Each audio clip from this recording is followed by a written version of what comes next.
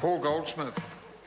Thank you, Mr. Speaker. My pleasure to speak on this address, and I must say it is rather galling to listen to a lecture from the previous Speaker from the Green Party lamenting house price costs. I mean, this is a party whose very essence has been all about squeezing, putting urban limits around cities, making sure that Auckland couldn't grow because they're determined to squeeze everybody into a small, compact city, which is all about people getting on their bikes, which has led inevitably to a massive increase in the cost of houses in Auckland and artificially increased the value of land in Auckland hugely. And yet she has the gall to say, we don't care about housing affordability. It's people of her ilk that have caused a big part of the problem in Auckland, which this government, and Nick Smith in particular, is doing an excellent job at unravelling and working closely with Auckland Council to get a greater supply of houses, which will make a difference to the affordability of houses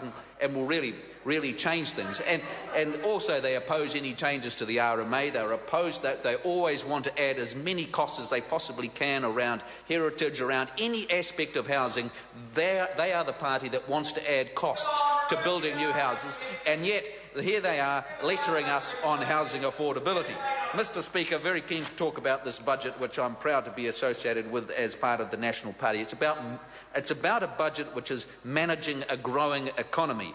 And when we look at what we've achieved, it's about locking in gains from higher growth, more jobs, and we're expecting, as this budget outlines, another 172,000 jobs expected in the New Zealand economy by 2018.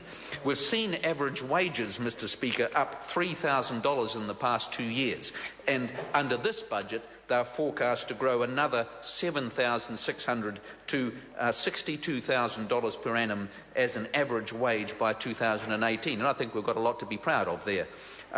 Lower cost of living increases that we've seen. So wages have been growing by around 14%, will be growing by about 14% to 2018, but we expect inflation to be less than 10%. So that's actually how you improve a standard of living in this country, is if you can get wages growing faster than inflation. And we've had the ability to invest in children and in families in the $500 million package, about which I'll talk about later. Mr. Speaker, let's have a look at some of the figures. So we have a very positive outlook for the economy, with growth expected to peak to rise over 3% and rise close to 4% in the next little while, and that stands us in excellent stead in the OECD and amongst developed countries around the world.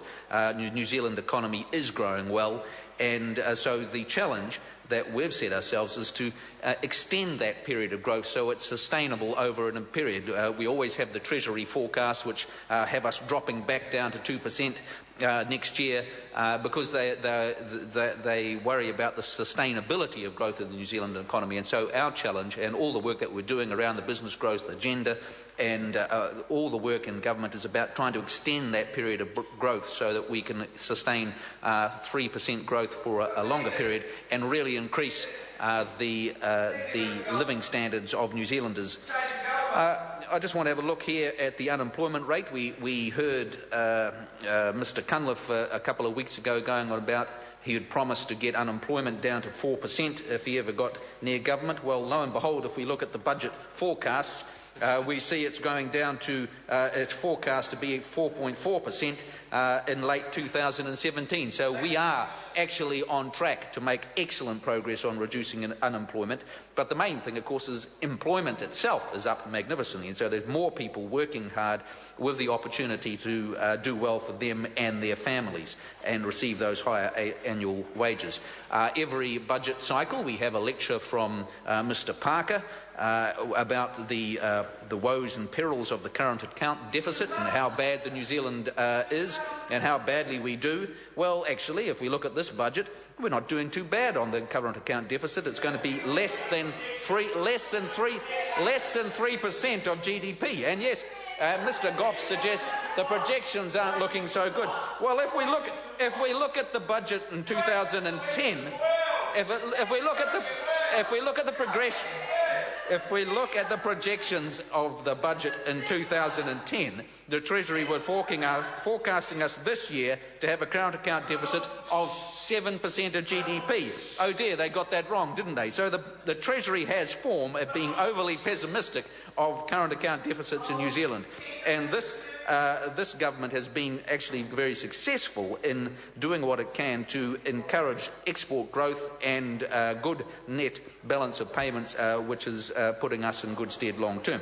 I also want to draw attention to it is true that this government has very substantially increased net core Crown debt in the last 6 years, up to 60, we'll be peaking at $65 billion. And we've done that very deliberately to protect the vulnerable in New Zealand through a difficult time. And again, we have a lecture from Mr. Parker, like a cracked record, always talking about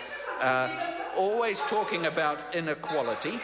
He seems to forget the massive redistribution that we have in this economy, and which has been over the past few years funded by debt in part.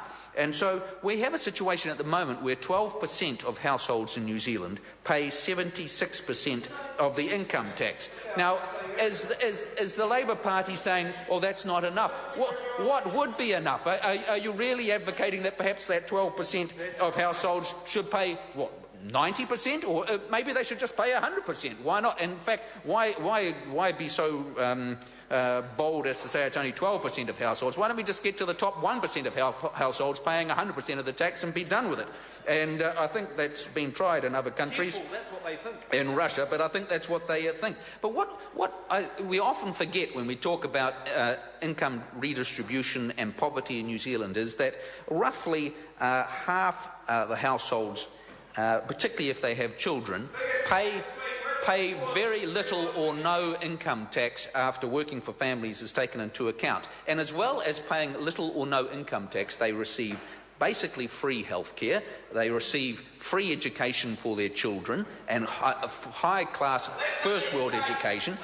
We also receive superannuation when we retire, and all of that on the back of a highly redistributive government system. And that's something that we as New Zealanders are proud of, and it is one part of the reason why we have a highly successful society and culture. But I don't believe for one moment we should listen to lectures from Mr. Parker saying that what we need, the solution to all our problems, is even more redistribution.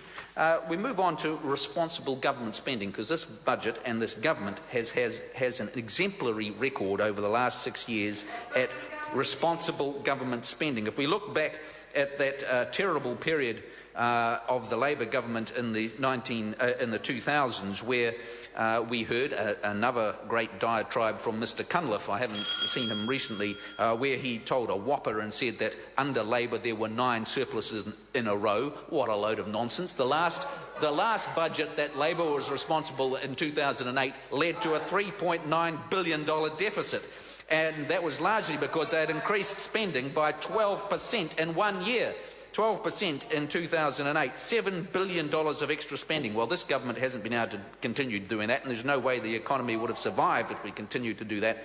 And so we've had new spending and budgets of less than $1 billion a year over the last little while. And because of that, because the main consequence of that is that we're back in surplus. The main consequence of that is we're back in surplus, and we've been able to keep interest rates lower for longer. And so we've had the lowest interest rates in 50 years. And yes, they are starting to go up at the moment, but only from a very low base.